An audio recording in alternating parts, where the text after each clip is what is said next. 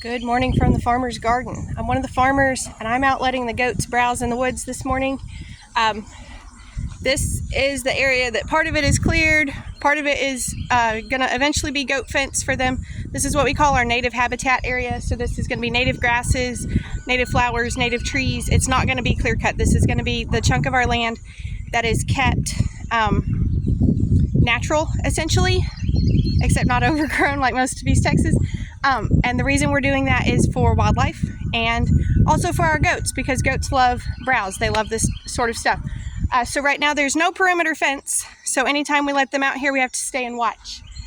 So I'm just hanging out with the goats this morning, and this seemed like a really good time to make a video that's been on my mind. This is one of those videos that's probably going to make some people mad. It's going to ruffle some feathers. It's going to come across as judgy. But it's something that needs to be said too. So we'll just jump right in. Not every homestead needs animals.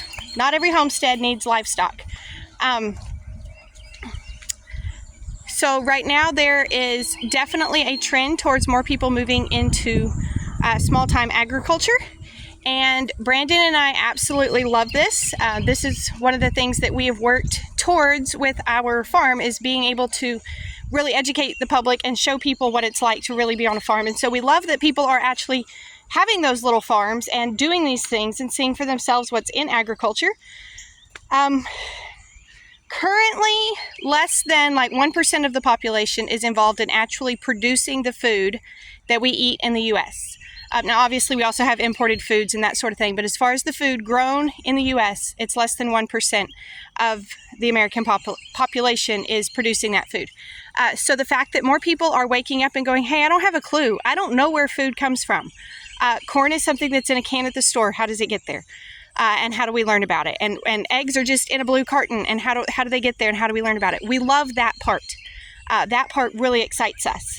But like I said, not every homestead needs livestock. And I want to tell you what that means. Because homesteading is a trend right now, and I kind of hesitate to use the word trend because that makes it sound negative, and I just said that it's not negative, but just kind of follow me on this.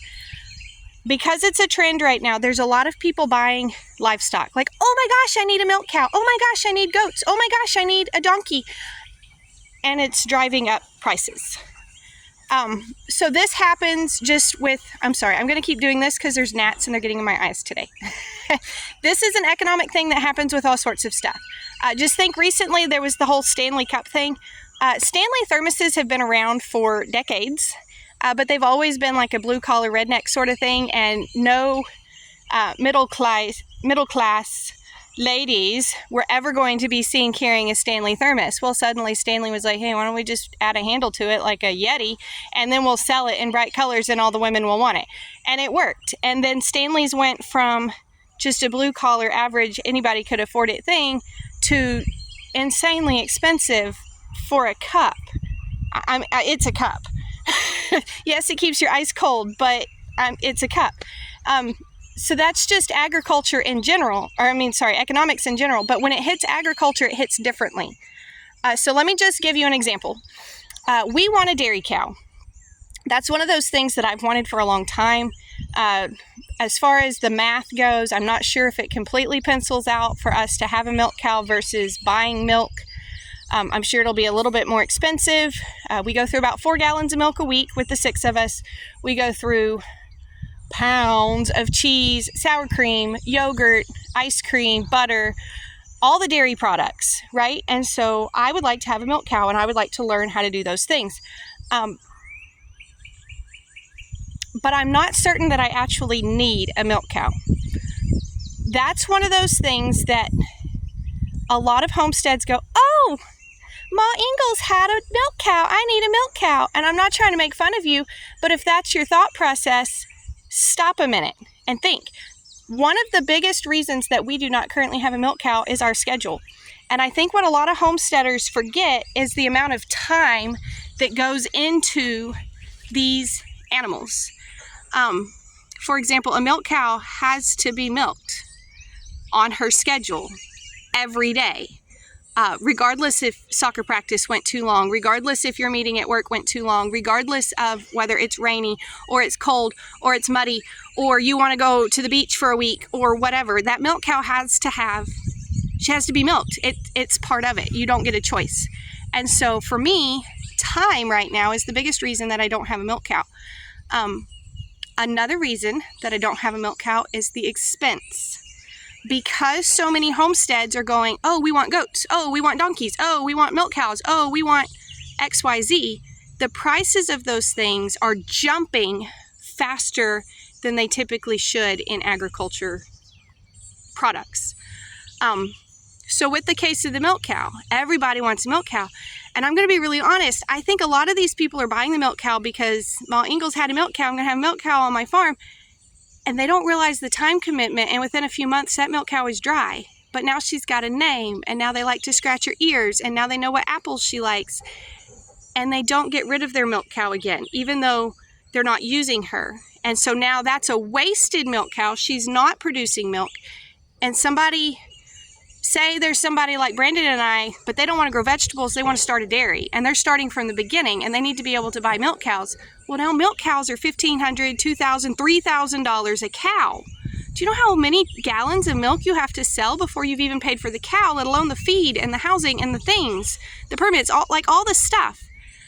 And these prices are just shooting up. And the same is true for, I don't think it's as true with pigs yet, but goats for sure. Everybody wants goats. And I mean, I've got goats out here too. I do. So I'm not telling you don't get the things. I'm telling you think carefully about how you will use the livestock that you get, because not every homestead has to have livestock. If you're not going to milk the cow, or you think you're going to milk the cow and then you get the cow and you milk the cow for 3 months and you go, we don't really like this. Please sell your cow. Please, because the people who are trying to get into, say, dairy farming, and they can't afford to start up, they can't afford to get cows, because there are people who don't start with a family farm. We didn't start with a family farm. Now we have land that belonged to the family, but we didn't have the equipment. We didn't have the drip tape layer and the mulch layer and the water well planter. We didn't have any of those things. All of those things we've had to start up with. And the same thing is true for the guys trying to get into dairy. And whether it's a goat dairy or a cow dairy, whether it's meat goats or meat pigs or beef cattle, whatever it is, those prices are shooting up faster than they should because every little homestead that starts thinks they need animals. And I'm not trying to guilt you if you have animals. I'm just trying to get you to think, am I using the animal correctly? And if not, am I willing to sell it? Because the other side of that is some of these animals are made for meat.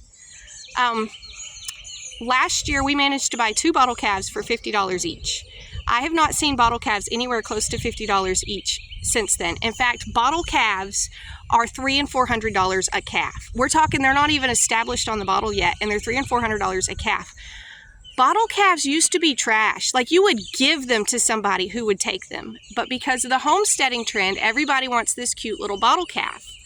And they're not thinking about it economically. They're not saying, okay, if I spend $400 on this bottle calf, and then I spend another $200 on milk, and then I spend $300 on feed and hay, and now where am I? Now I'm up to, I think, $900, if my math in my head while going, $900.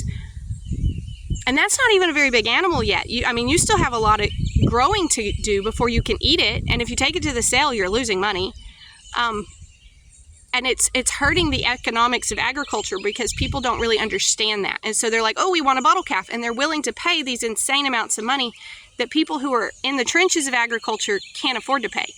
Bottle calves used to be a place that you could start. You could buy a bottle calf for $25, $50. If you did it well, you could double or triple your money when you sold it. Then you could buy a few more and then double and triple your money when you sold those. And that would let you save up enough to buy a couple of mama cows or bred mama cows. And then you're really starting to get it. And that's how you would start. And those days are over right now because we've got all of these little homesteads that want a calf. Then they get the calf raised, and this is an Angus calf, it's a Hereford calf, it's a Longhorn calf, it's a mini Zebu calf, it's whatever. Its goal in life should be to put meat on somebody's table, but now we've got a homesteader that doesn't fully understand how agriculture is supposed to work, and now this is their pet. And so now they've got this bottle calf that they paid too much for, knocking somebody else out of it because they had the money and the other guy trying to start up didn't necessarily. And now they're keeping it as a pet. And so now it's not even in the food system anymore. So if you're gonna have animals on your homestead, you need to be thinking carefully about whether or not you're using them as they're intended. And if you're not using them as they're intended, then you probably need to look at selling them. This goes, so I raise chickens. If I've got more chickens than I can sell eggs, I got to sell some chickens. I can't just keep them there and throw the chickens, or not throw the chickens out, throw the eggs out. Now I'm wasting food. And homesteaders need to be aware of that. They can't keep 97 chickens and they're only able to get rid of 2 or 3 dozen eggs a week. Now you're wasting food. Whereas you could eat the chickens, or you could sell the chickens to somebody who would eat them, or you could sell the eggs or whatever. You've got to be thinking carefully about how you're using the animals that you're producing. Y'all, these gnats. Well, you have to be thinking carefully about how you're using the animals that you're producing and whether or not you're using them as intended. Is the bottle calf that you paid $400 for, is it going to feed your family? Have you been calling Billy Bob the calf for 6 months and now you're suddenly going to put him on your table? If you are, that's great. That's fine. I applaud you. I can't do that. I know I have a hard time taking a bottle calf to my own table. I have to sell the bottle calf in between because I just have a hard time eating one that I've worked that hard on. If you can do that, then that's good for you. Are you actually going to milk the cow? If you're not, or you've already gotten sad, or, you know, too busy, or I don't like the milk, or whatever, but now you're attached, are you willing to sell it? Like, you have to be looking at these things. The goats, the ducks, the chickens, the pigs, all of the animals that you're bringing onto your farm, you have to be willing to use them for their intended purpose. And if you're not, then you don't need to have them. And that's what I mean when I say not every homestead needs livestock. Because if you're wasting resources and keeping somebody else from getting started, or you're driving up prices with supply and demand, you've got a big supply, there's a big demand, but you're not letting go, and so now we're having to use this other supply over here. You're hurting homesteading more than you're helping it, and you're hurting agriculture more than you're helping it. And agriculture doesn't need any more help in the down things. We need help in positive ways. So if you're not willing to use your animals as intended, think carefully about why that is, and maybe go back and study on how you can turn things around and begin to use them as they're intended. Anyways, like I say, that probably ruffled some feathers, probably made a few people mad that I called you out on wasting resources, but it's true. It is true. Somewhere out there around you, there's somebody trying to start a dairy, and they would be happy to sell you milk, but they can't afford the cows, or they can't afford the goats for a goat dairy. So just be thinking about what you're doing and how you're potentially wasting resources, and whether or not that's actually your goal in homesteading. Thank y'all for stopping by the farm today. I'm going to keep an eye on my goats for a little while longer. Also, full disclosure, while I'm talking about it, yes, our goats are pets. We're attached to Nubbins and Dottie. We are.